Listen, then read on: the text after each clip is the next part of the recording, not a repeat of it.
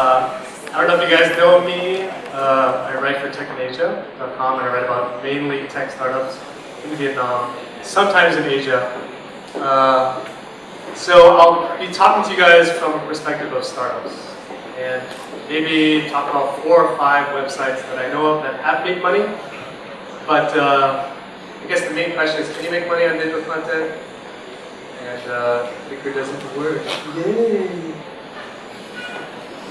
But the laser works really well.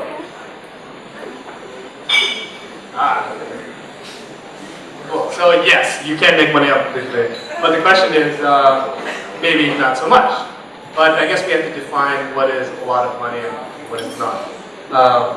So I'll take you through a few examples, and that's about it. I really don't know much about content, but I know a little bit about some of these websites. This is a study that was done last year, Q3, 2013. This is how much money people were spending on advertising online. To me, it's very little money, like ridiculously little money. 13.7 million in Q3, 4 quarters. You know, you're not even breaking $100 million on online advertising per year in Vietnam. Right? In my opinion, it should be 2 to 3 times, maybe 4 times more. People are spending way too much money on television. And these are the main websites that are spending money. I assume most of the Vietnamese people know all these websites. So, Viet Express, News, Happy Visiting is music. This is a Web Data, which is Vietnam's biggest female forum. Nectar Music, news. This is Classified. This is Vietnam's biggest teen news site. News. So it's all about the news. Others probably porn. I don't know. So that's content in Vietnam. Who here knows Hai Da La? I assume the foreigners do not know. So Hai Da La, pretty sad story in my opinion. This team started about 2 years ago, and they basically stole the 9gag. Do you guys know 9gag? So basically 9gag is like a funny pictures site. So you upload funny pictures and people share. The great thing about Hai Da La is that they basically got Vietnamese users to share content online. To create new content, which is hard. I think I'm an American. Americans are very, very forthcoming. They like to share content much more than maybe any other country in the world.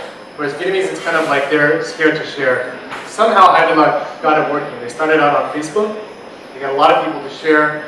And at their height, 50% of the people coming to their website were coming just by typing in haidala.com into their browser. They weren't even searching for, it wasn't about SEO, people just knew brand recognition. And about 2 months ago, they got acquired by 24H, which is this company here, for about $1.5 million, and which is very small, to be honest, with their traffic, which is about 4 million views uniques per day. Okay, after 2 years, 4 million per day, which is a lot. And shortly after that, the police shut them down. So my advice is don't get into content in Vietnam. Reason was, I don't know, but probably because of their sexual content and possibly because of their political content. The founder was asked by the police, what are you going to do about the political and sexual content on your website? He said, we only have 20 people, which is a pretty good team for this kind of website. And we can't handle that, we can't deal with all that content. That's a big red flag for the police. So they got shut down. Very sad story. Which is also sad in general for content in Vietnam. So after this happened, my team at Tech in Asia, we researched all the different situations in which a website was fined or shut down in Vietnam. In the last 9 months, 19 sites have been fined or shut down. So, pretty interesting. On the other side, there's Web Data, maybe a happier story, but a slower story. So Replica has about 1 million users total. I think their total views, I can't remember, but I think it's like 7 to 8 million views per week or per month, I don't remember, but it's a lot. And the interesting thing about Web.Pod is that they became a bigger project known as Project One. And what they wanted to do was transition to e-commerce. So then all these people coming onto their website who are female, maybe most of them were women who have babies, etc., who want to buy lingerie, etc. Interesting thing about Web.Pod, the number one topic, can you guess? What is the number one topic? Babies? No. Marriage? No. Showbiz. What? Celebrities. No. Oh, you guys. And the number one topic is adultery. Cheating.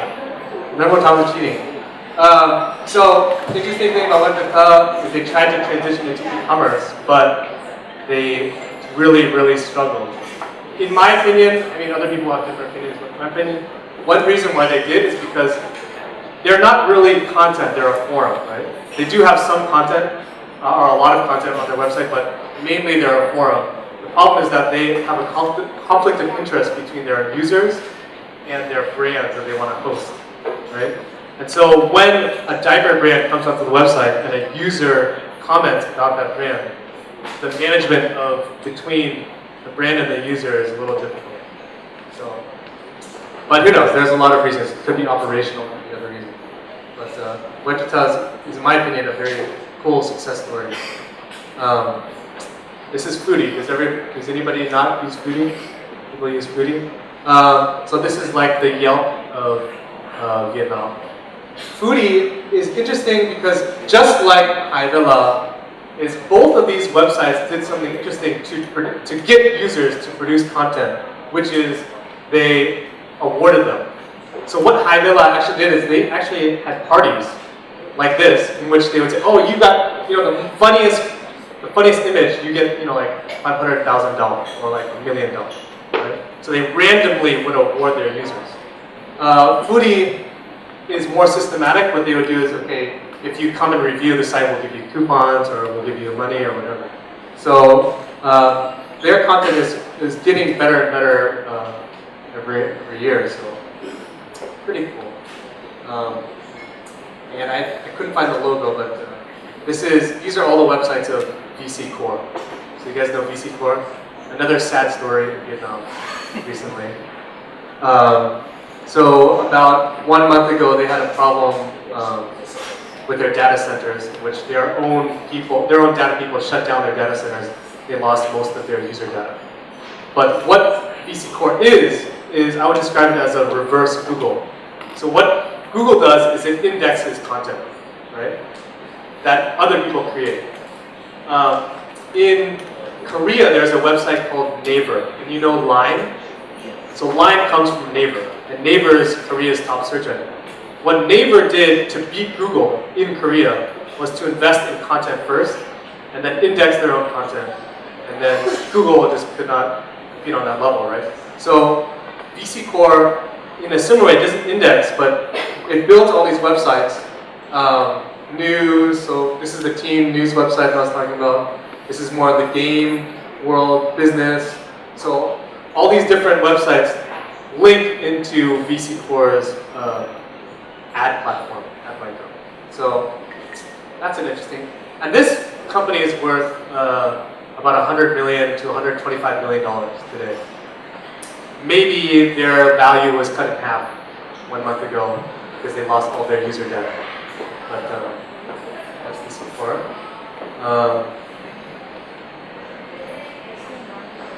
And lastly, I'll talk about Pops. So Pops is an interesting model. You guys heard that too, right? Very different in that Pops originally, I think actually Esther spoke here, right, Carrie, a few months ago. So Pops, their model is, in the beginning, was mobile apps and music. And they kind of struggled. Then they transitioned into selling ringtones. And since then, they've transitioned into YouTube. So how do they make money? They work directly with celebrities, music people, YouTube stars to create YouTube videos now. And they are also the top licensor of music on iTunes. So, or Vietnamese music on iTunes. So, and now they just got, I think, $500,000 to find the next YouTube stars in Vietnam. So, with that, those are like, 5 different websites that are making money in Vietnam. Give you a little idea. So, thanks a lot. That's it. Here's my website.